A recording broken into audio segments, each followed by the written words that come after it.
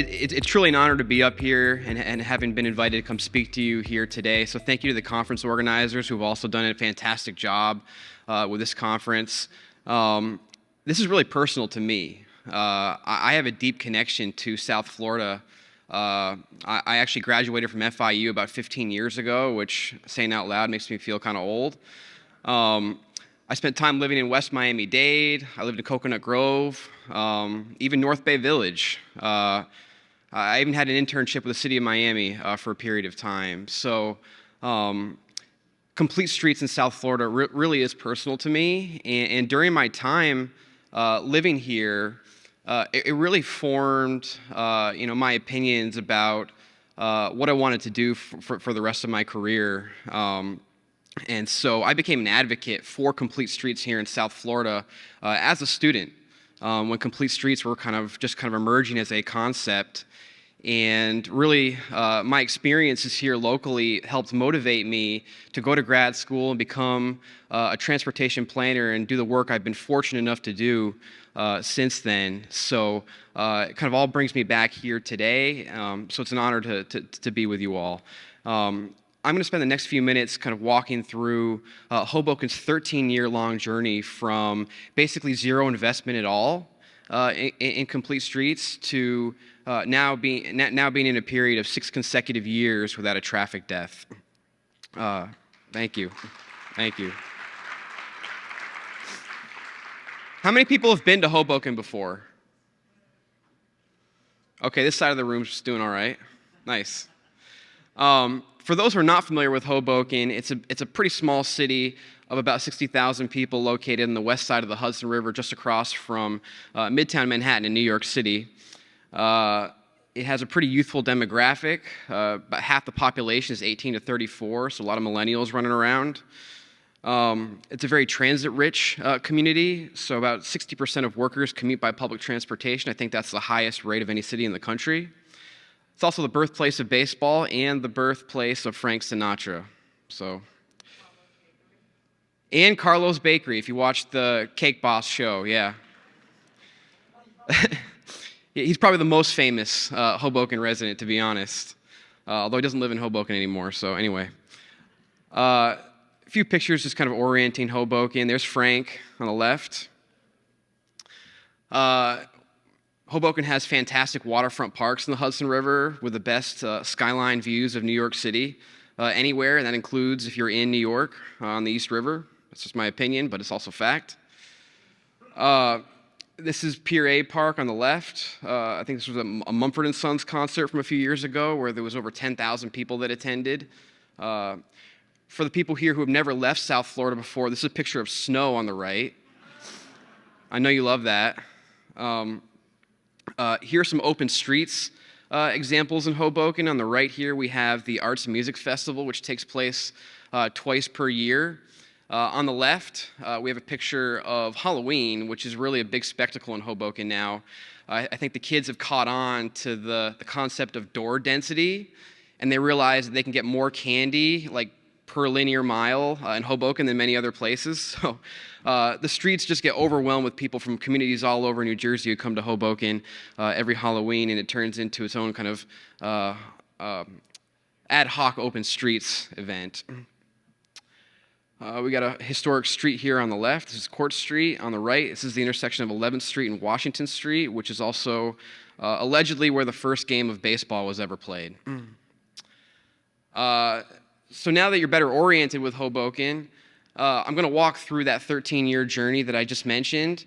And as I kind of go through this as quickly as possible, I want you to think about how this is kind of an underdog story, right? Hoboken had no Department of Transportation at all as recent as early 2009.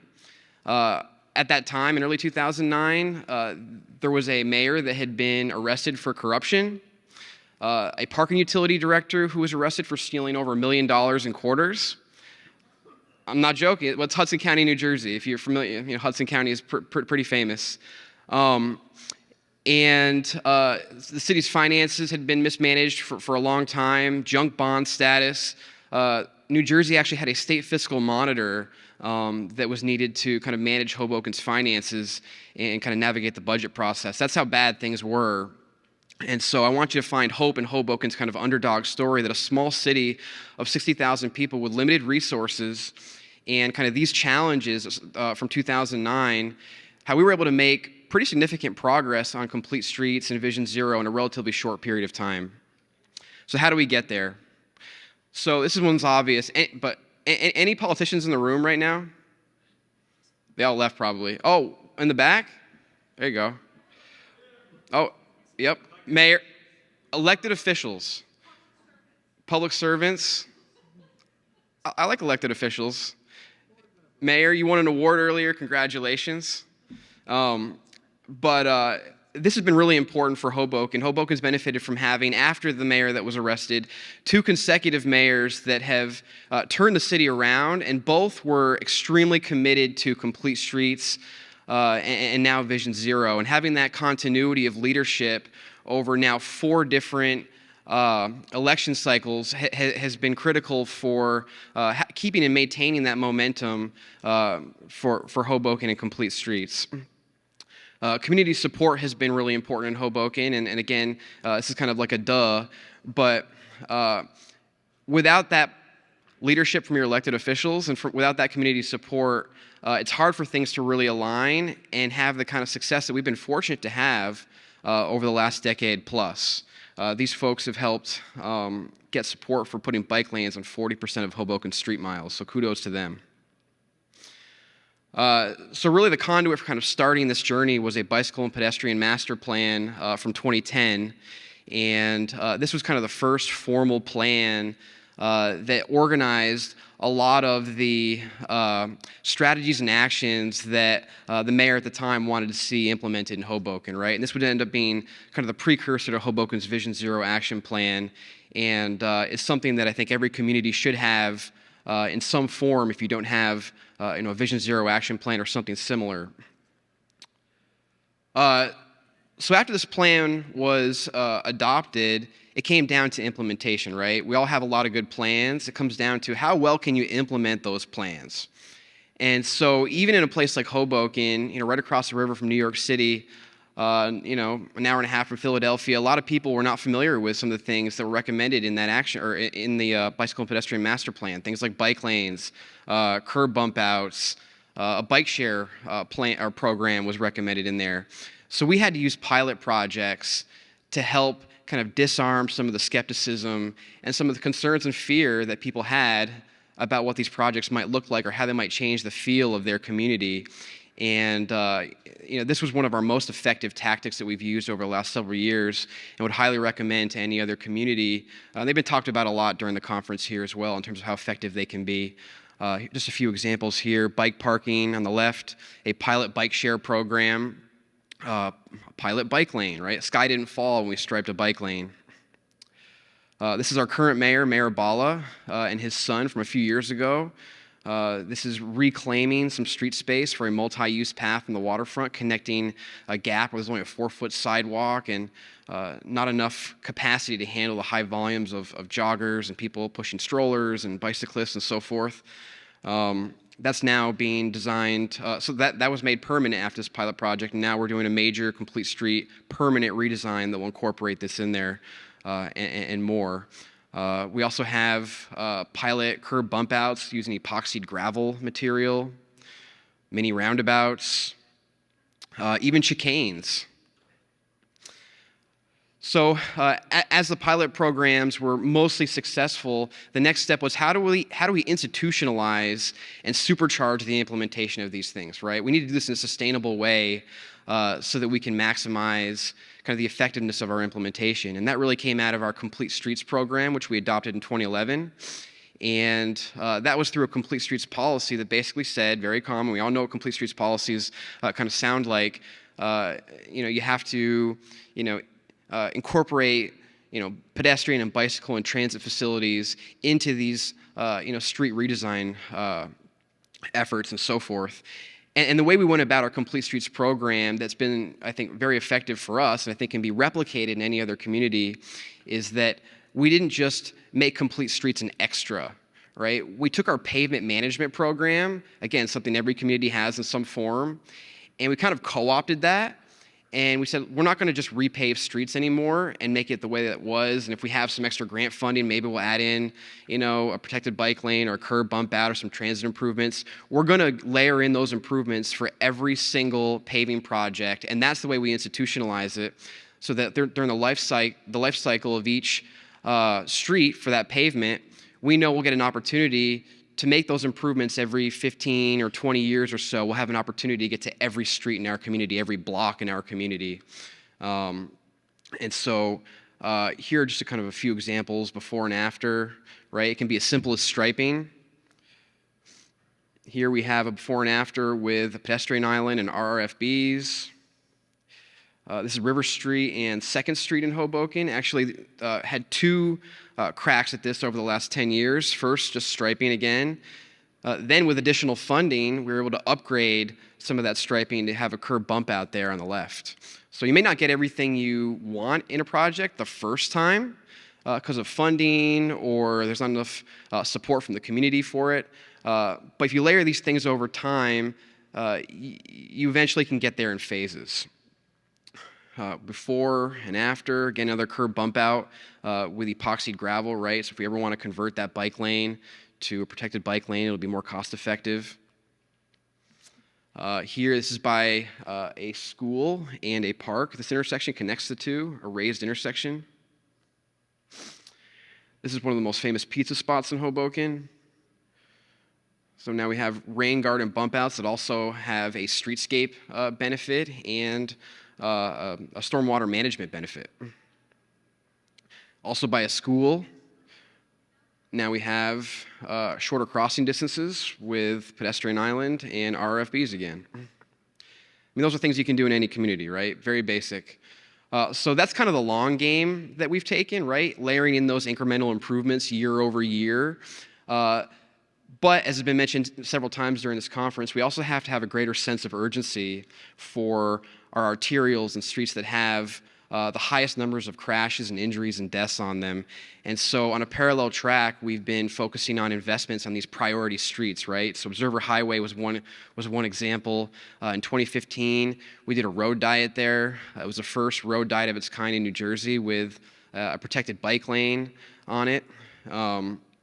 And that's had a major benefit in terms of taming traffic in the southern part of our city. There's a few before and after shots. Looks very welcoming, you can see on the left. And more before and after. The second example is Washington Street, which functions as Hoboken's kind of main street or primary center of place or center of retail activity. Very high pedestrian volumes, moderately high traffic volumes. It's the number one highest volume bus corridor in all of New Jersey, actually. It runs 1.5 miles. So that tells you how much demand is there in Hoboken. So over a 2-year period, roughly, the street was redesigned from 2017 to 2019. 16 new traffic signals, curb extensions, rain gardens, transit improvements. The most disappointing part of this project was that there were protected bike lanes included, but there wasn't support for them at the very end of the project. So we said, okay, you know what, fine.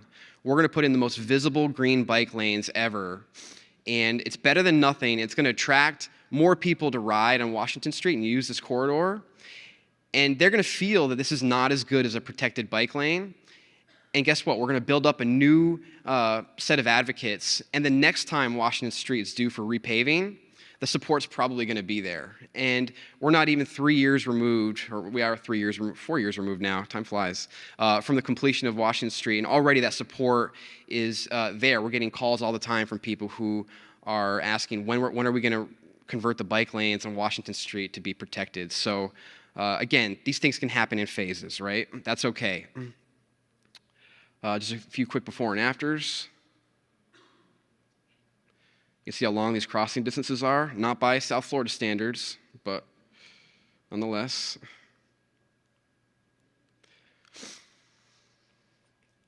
And for COVID, the timing worked out really well, using Washington Street for open streets and outdoor dining. And lastly, I'll close talking about our Vision Zero program for about 1 minute here.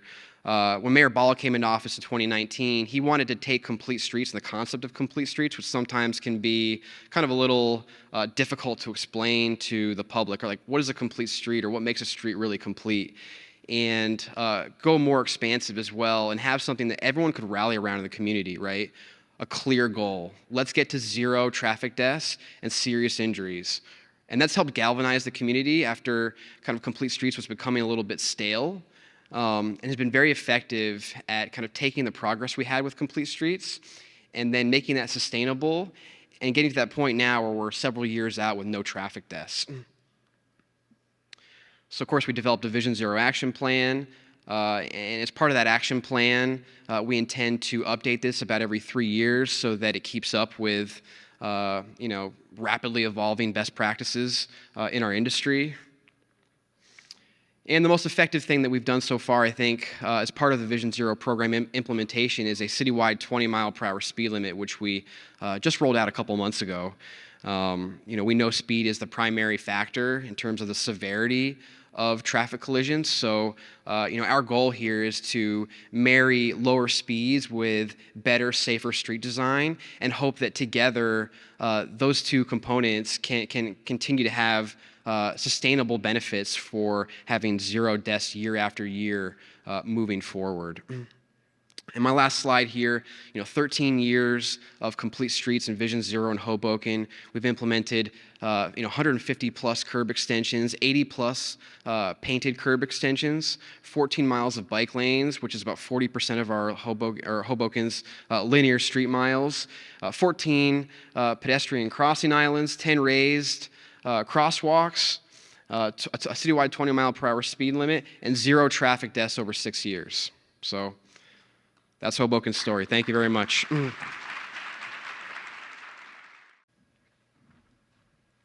Excellent. Well, again, good afternoon, everybody. Thanks for the invitation to join you. My name is Alexa, and I am coming from Detroit, the Motor City, where we are very auto-oriented in our streets and also our economy, so a place that is very committed to the car.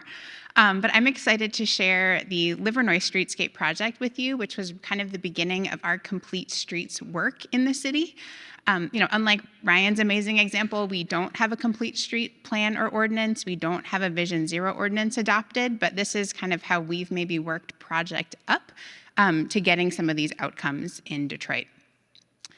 So this is a vision of what Livernois was to look like. You can see the very wide sidewalks. We have bike lanes that are up, parking protected, but at the height of the sidewalk. So we've got these extended sidewalks that are between 24 and 25 feet long in our 120-foot right-of-way. Again, those bike lanes are now at curb height, parking protected, 1 travel lane in each direction, and essentially a left turn lane in the center. And you can see even, this project completed at the end of 2019. So all that space became immediately very impactful for small businesses during COVID, where we were still seeing a lot of that life take place on the street. And this project took place in Northwest Detroit. It was about a mile long. What was really exciting about it for us was we were coordinating with the city of Ferndale, which is just to our north, smaller city, about 20,000 people, who were also doing improvements on Livernois, to line up our bike lanes and actually create a contiguous network across 8 Mile, which for us was a really big deal. Probably you have heard of 8 Mile, Eminem's movie about it, right? This is the dividing street between not only the city of Detroit and Wayne County, but also Oakland County to the north. So we had 2 municipalities, 2 counties, and a road controlled by MDOT in the middle that we were just gung-ho about bridging. Thanks to the great partnership with the city of Ferndale, we were coordinating, and they essentially paid their contractors to paint MDOT Street, and we really we're gonna ask for forgiveness and not permission approach. It's still there, so I think it worked. And what's really amazing is now you do have this bike infrastructure that's totally continuous across these communities. I'm really excited that I think ours in Detroit is better, which is also kind of a win for the city in terms of our suburbs. But that investment has been coupled with an expansion of MOGO, which is our bike share program, not only in this district of Northwest Detroit, but also in those same communities in Oakland County. So again, we're trying to build the infrastructure and a lot of these improvements to create connectivity across those jurisdictions. And the great news is, much like we hoped with the project, we're seeing that it's having the kind of economic development impact that we really hoped for. So this is kind of coming out of last summer when things were really starting to take off on the Livernois corridor. What has been amazing is that since, we completed this project at the end of 2019, we've seen 18 Black-led businesses open on this corridor since the pandemic started, right? So it's been an amazing catalyst for both, building this corridor and really building Black wealth. And so thinking about the street as a place was really key in that discovery. I think also, again, having all this space allowed businesses to really quickly pivot, open takeout windows, outdoor seating with partnership with nonprofits. But we've really created this amazing streetscape that both has the bike infrastructure, slowed down traffic, and has the space for the businesses. So this is like the great story at the end, but this isn't how it's always looked. This is really how Livernois started when I first began working on this project when I was with the city of Detroit back in 2015. Most of the space given over to cars. The red mulch planter areas are still giving me chills. But this is a project that, really didn't support the businesses that were here. We had this huge kind of highway style median in the center for Michigan left turns, and just poor accessibility, the crosswalks don't even go straight across. It was just a ton of space that was completely inaccessible to anyone who was not in a car. It was first redesigned as a safety project to address some head-on collisions, but sort of had some unintended consequences of creating a ton of speeding because there were no left turns anywhere on this corridor. And you could really see just the decline in the infrastructure. There's no shade for pedestrians. We put all this stuff in the median, but a really inhospitable place to want to go and shop or spend time or even be if you were not inside of a vehicle.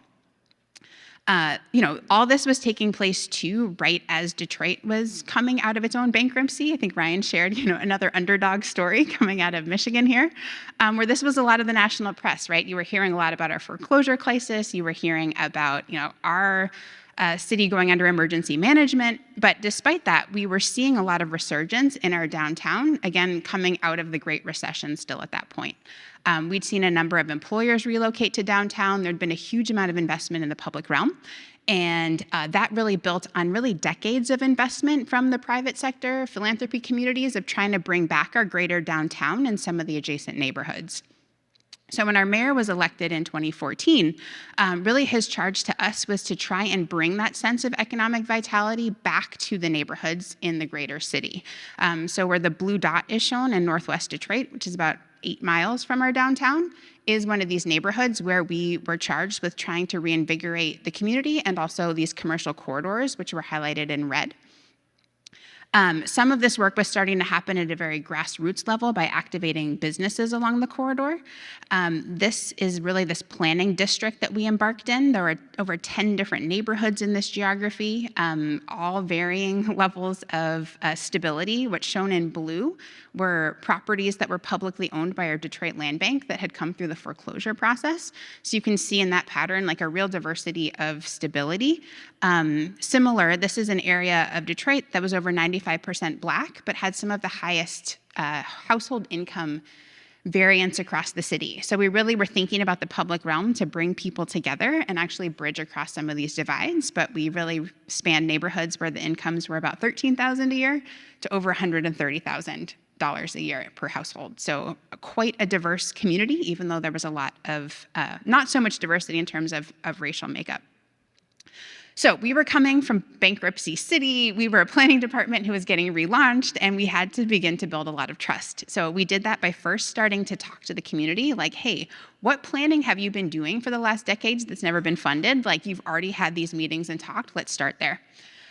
We also engaged in a lot of ways of rebuilding that trust and really meeting deeply with the community as city staff and trying to rebuild those relationships. What ultimately kind of was the genesis and synthesis of that work was to say, in this area, what we really want to focus on doing in terms of our short-term priorities out of this planning is to reactivate 2 retail nodes.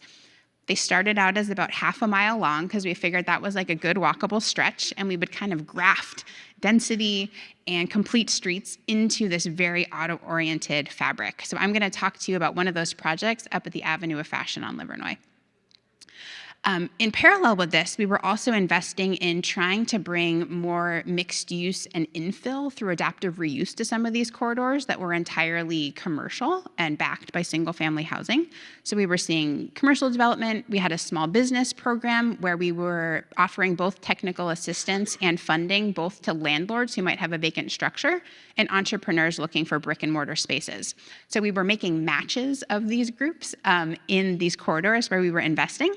And what really let us make the case to make these public investments was a study done by our Economic Growth Corporation that showed that Detroit was losing over $2.6 billion of its own residents leaving the city to go purchase goods and services, right? So it wasn't even like we were making a case if we're going to grow the economy. We were like, we just need to capture a little bit more of our own spending. And what we were able to then argue is that is why the streetscape is so important. It wasn't just that we didn't have amenities inside the city, it's that our residents were going to places in the suburbs that looked like this and offered a really different experience for that retail.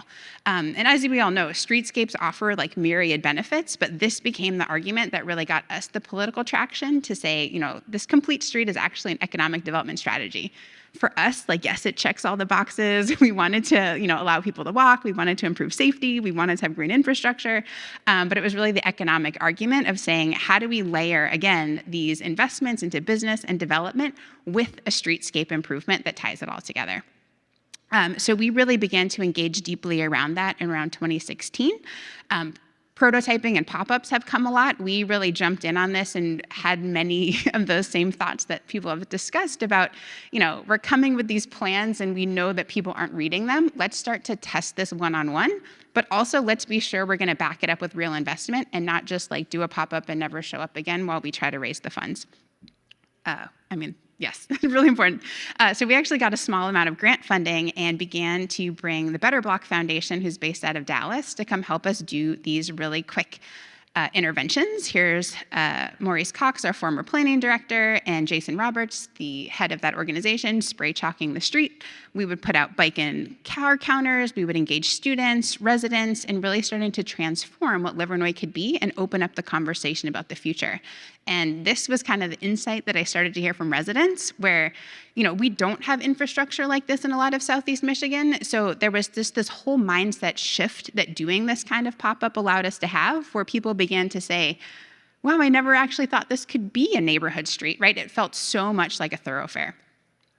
We would also program this with a lot of community partners to sort of prove the point and like stress test it, where we're like, look, if we invited 400 people out and we took away a lane and we didn't gridlock the traffic, like it's a pretty good chance that like this is gonna work even if we grow in the future. But what's amazing is like who else showed up, right? People who weren't coming to community meetings, people who weren't voting. It was tons of kids and families and bikes, right? So it allowed us to give some visibility to people who might not have been in the more formal planning processes. And, there's a lot of bike clubs in Detroit. We really started to see engagement with a lot of these groups with us who might not have been advocates with the city in this way. These projects were like a huge team. So I'm not going to get into all the weeds of this because we could have a whole conversation, but it was really a cross-sector partnership, nonprofits, public sector, foundations, community groups coming together to try these out. Our second pop-up was maybe a little more, we bit off a little more than we could chew. We were working with the business association who does an annual jazz festival on Livernois. They have 2 stages a mile apart, and we're like, cool, we'll do a pilot for the whole mile. The first weekend went really well. As we're building it, families, kids on bikes, like we couldn't make it up, just start coming and using this infrastructure because it finally felt safe. Everyone got really excited. We got bike share out there to test it out. These pedicabs started showing up. There's a mayor jumped in the pedicab at one point. And we were able to really engage people differently with this visioning process through this. People got really excited and were like, let's do it for a whole month. And we were like, we only planned it with like tempera paint. Anytime it rains, like we got to go repaint the street. But learned a lot. And really one of the main things that ended up working for us was doing those bike and car counts, because we were really able to show people all we did was take cars who were driving way over the speed limit and actually just cause them to drive 30 miles an hour, which was the posted speed. And so those types of arguments alone became really salient about, how to start to make this, which is literally gaffing tape and tempera paint and spray chalk, and turn it into something permanent.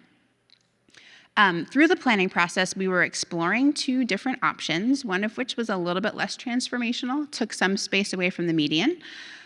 The other one was what ended up ultimately being built, which was this much more transformational project that I don't know that we would have got there if people hadn't been able to have these experiences on the street.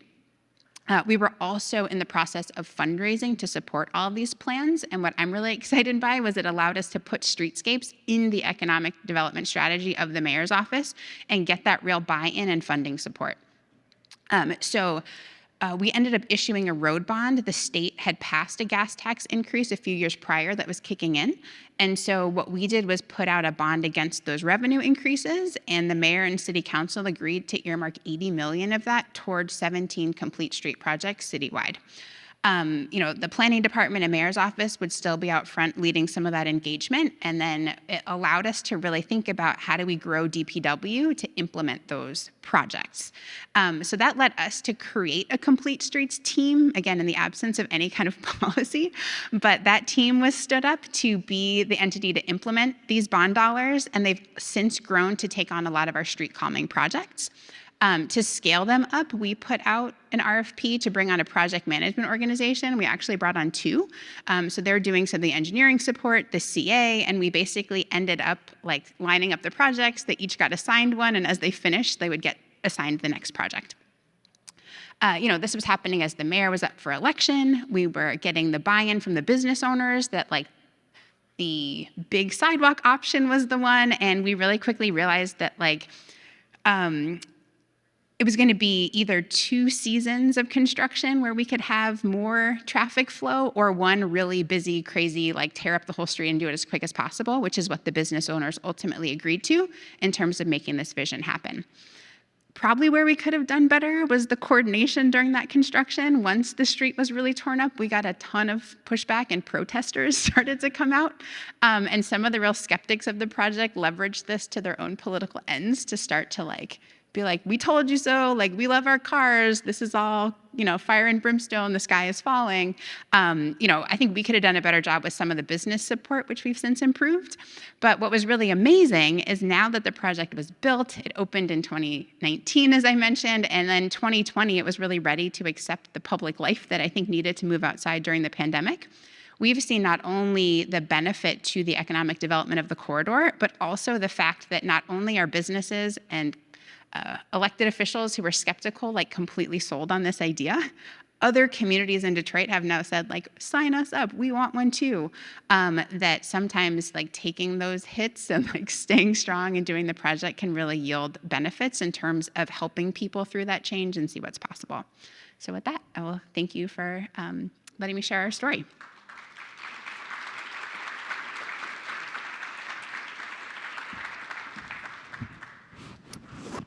Is this on? Good. So thank you both, Ryan and Alexa. That was really fascinating projects, and I've got a number of questions that have come in here. But before we get to some of those, maybe for the audience too, how did each of your cities pick the corridors that you wanted to focus on? Is on? Okay. So, I showed that map where we were really charged with working citywide. All those projects, all those areas that were in orange with the red line were those commercial districts. They were spread geographically across the city. We have 7 city council districts. There was at least one in every district. So there was a kind of political sense of how that needed to happen, but it was really building off an assessment of outside of the greater downtown, where were there these commercial centers citywide? Where did we have the bones of kind of these more walkable commercial corridors? And where, in the case of the district I showed you, were there some areas of residential strength that we might build off? There were usually places that included both kind of stronger neighborhoods and those that had experienced more tax foreclosure.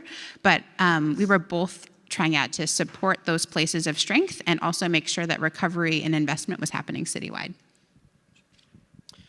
For Hoboken, it's kind of a 2-pronged approach. One, through the Complete Streets program that I mentioned, kind of co-opting that pavement management program. we first score every block in Hoboken every 5 years, basically, on pavement condition.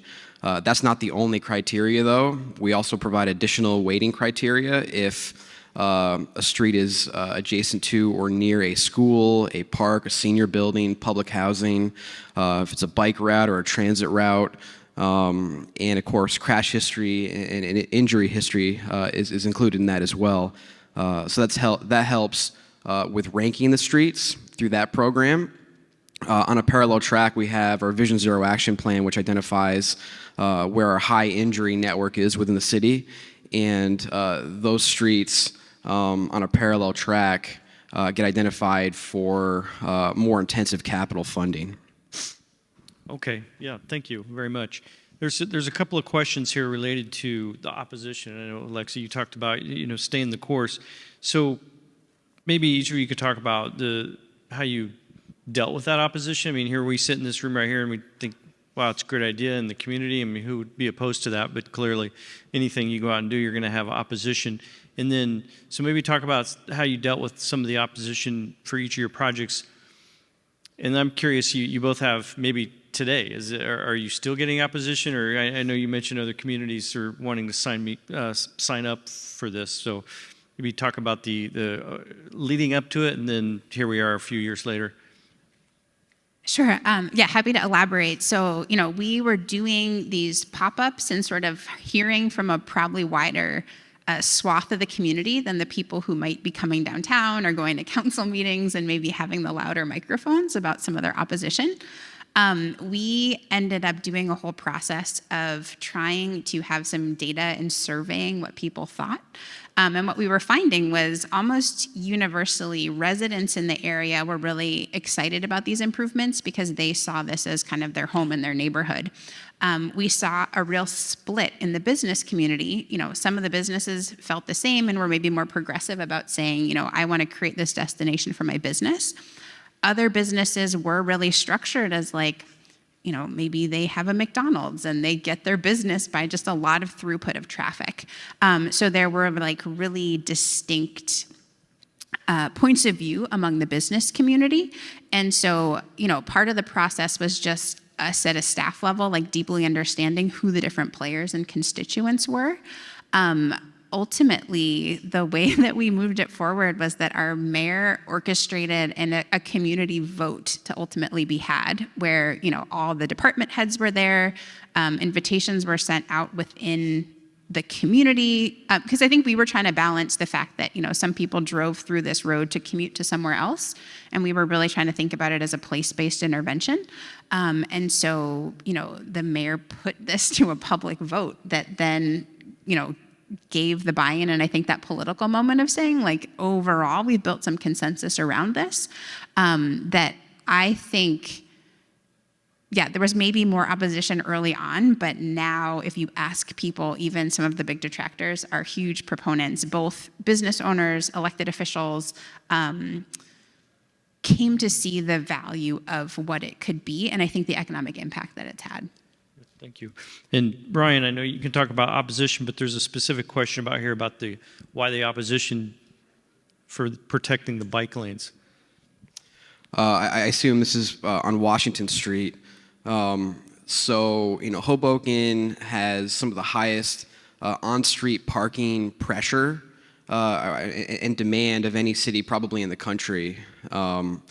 Despite having very, very rich public transportation, it has subway, light rail, commuter rail, ferries, bike share, taxi, shuttle. I mean, literally everything. So despite all of that, some people are not used to kind of life without being able to double park, right? I'm just going to say it, okay? So we don't have enough space. It's not like New York City where we have, a 5-lane avenue. We can take 2 lanes and do a dedicated bus lane and a protected bike lane and still have 3 lanes of traffic. We have a smaller rights of way in Hoboken, generally speaking, and a Washington Street, a cultural kind of way of life for generations has been before there was any bike lanes there, just being able to double park and run in and do whatever you're going to do and come back out. And for the business community that's kind of used to that way of life, it seems like a big change. It seems very threatening to their kind of livelihoods, right? They can't imagine how the street could function any other way. So, we got close to them having support. It'll take more time for them to kind of adjust to that, but I think they're getting close. Again, when you can kind of iterate, project improvements in phases, sometimes there's a benefit to that. As practitioners, we can be very disappointed in the moment that we didn't get everything we wanted in that project. But for the public, when it's a big change, when you can kind of phase these things in over a few years, maybe 2 different or 3 different iterations, it's more gradual and gives time for people who are fearful of that change to kind of get used to it. So it's not going from like 0 to 100. Yeah, if I could add one piece. I showed you this section of the street and was like, oh, we updated that. Part of the thing that we learned in doing the testing was there were a lot of seniors in the community when we were doing the pop-ups who were like, we don't really have a strong stance about the bike lanes, but we're just used to parking against a curb. And with the parking protected bike lane, the way we set it up, like we weren't moving curb, we were doing a pop-up. But it was like that nuance of the design of like, yes, it added some cost, but also it created so much more community acceptance and sort of safety that, I'm reflecting on some of the earlier presentations of, you do the plan and no one tells you these things. Like we got a really different kind of feedback that otherwise might have been opposition, that we could make design changes earlier on that built more buy-in than I think if it was a more standard way of planning and sort of doing drawings and not showing people what it felt like. So a couple of questions that came in as a follow-up to that. How was that coordinated with the public as far as removing this parking? And then was there offset parking or alternative options put out to people? So the way it was designed, when it was designed with a protected bike lane or protected bike lanes, one way each direction, parking remained. It was just floating parking, right? So there was really no impact on the number of parking spaces, right? Or a very limited impact. But again, that wasn't the concern so much. It was the operation of how that street functioned. And it's hard to have conversations about curb management policy, right? I think every city is trying to figure that out right now. What's the right balance of loading zones? How do you price them? How do you regulate them in terms of enforcement or time limits, or using technology even with smart loading zones? What about micromobility? The curbside itself is changing very rapidly and continues to change and will continue to change as maybe AVs come on board at some point in 20 years now. It was 5 years, 10 years, 20. Anyway, so we have to continuously grapple with that because people are not used to change. And when you've had one way of doing it for a very long time, you have to figure out strategic ways to kind of ease into these changes the best that you can, so that they'll not hate you for it. Question here from Michigan. What is a Michigan U-turn? Oh, Michigan left? Okay, so Michigan left turn. So we have streets where, like it's shown in the median, it's 24 feet wide. So essentially, when you get to an intersection, there's enough room for a car to pull into the lane and make a full U-turn. So you can't make a left. You have to go up, make a right, and come around. You can't make a direct left. You have to go through this median and around. I could probably draw it better than I'm describing it. But it is, we have lots of them across the state of Michigan. It's something our DOT is really familiar with. And in being a very car-oriented state, it takes up a huge amount of space to have this kind of movement. It's very much geared toward having giant roadways to allow cars to make these movements. So you're eliminating a head-on left turn intersection. So in some ways you can ease the car flow by having it just be a more continuous movement.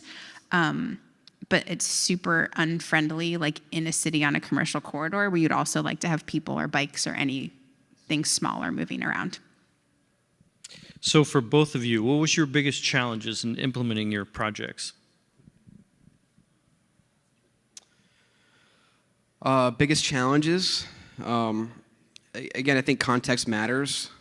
So for Hoboken, we have to deal with, a culture of things like double parking, for example, right? That's acceptable, or just dealing with new design strategies that people may not have been familiar with, right? And that's where the pilot projects come in and are so important. Because once you roll them out, people experience them. They realize the sky's not falling typically, right?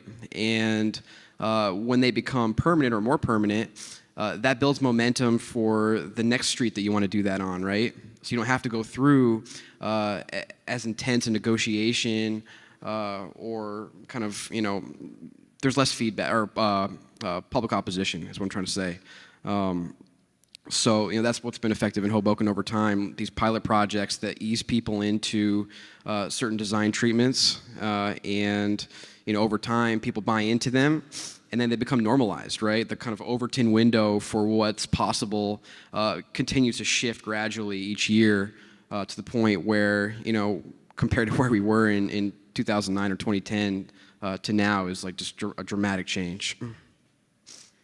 Yeah, I think for us, probably one of the big hurdles was just the level of coordination needed and how to be doing that live in a place where you also wanted to still have traffic moving in an active business corridor. We had to coordinate. We were moving curbs, we were moving catch basins, we were dealing with Public Works, we were dealing with our water and sewer department, we were dealing with our general services department, where forestry is that manages the street trees. We had our public lighting authority. We had our utilities poles, right? We were trying to coordinate with another municipality. We had our state MDOT. So you're trying to align sort of everyone's different schedules, different priorities, different decision-making bodies at various times, while trying to be very transparent and I think customer service oriented with the public, and trying to align all those things, trying to, I think the public doesn't really care whose jurisdiction it is. And, the subtleties of that don't really matter. It's like, how do you deliver a project? I think it was trying to bridge, doing something new as a big institution and getting all those pieces and parts to align that created the best possible experience you can have in construction for the people that it's impacting. So, Ryan, you had a policy put in place, your Vision Zero policy that came, then these projects came from that, where Alexa, you went out and did a project, and I'm curious, I know you're not with the city anymore, but do they now have a policy? There's still no policy, but the Complete Streets team exists. Okay. So, we have a Complete Streets director. He has staff that report to him. They do have this portfolio of projects. It's since expanded to include a number of traffic calming programs that we have. Things like chicanes, traffic circles, speed humps. So their scope has grown within DPW. They've been institutionalized as like city staff who will go and do these programs. But they're just done as projects. There's no policy or legislation that is requiring any of the any minimums for future projects being done at the city. It's really being driven through the mayor's office and the elected leaders' political choices at the moment. Gotcha. And then Ryan, how do you see yours evolving as we move forward here? Well, in terms of Vision Zero, we have to update our plan probably within the next year now. As I mentioned before during the presentation, we want to make sure that plan stays relevant and embraces kind of the current mood of the city, right? There's a lot of turnover in Hoboken as well. I think we lose about 10% of our population turns over every year. So, a lot of people move to Hoboken after they graduate from college. It's kind of a party city too. That's why you have that youthful demographic. But over the last 10 years, as it's become more family friendly and the streets have been tamed to a great extent, more parks have been built as well. A lot more people are staying now, and they're actually raising a family in Hoboken, not moving out to the suburbs. So we want to get that feedback every few years from people so that our plan stays relevant. We want to continue to build out the recommendations from our action plan, and we still have a lot of work to do on a handful of corridors that remain kind of our most dangerous. So, you know, we'll be applying for another SS4A grant. I guess ours got lost in the mail. So, all good. Question for both of you. Well, I guess, Ryan, for you, what was you've had 0 deaths in 6 years. What was the rate before that? Yeah, that you can clap for that. The rate leading up to that? Thank you. Yeah, so Hoboken was fortunate to have pretty low rates already, right? So I don't remember what the numbers actually were that predated me, but you're talking about only an average of maybe a couple per year, right? So we kind of did benefit from that up front. So it's not like we had like this, catastrophe where we had, 30 or 40 deaths per year and we went down to 0 from that point.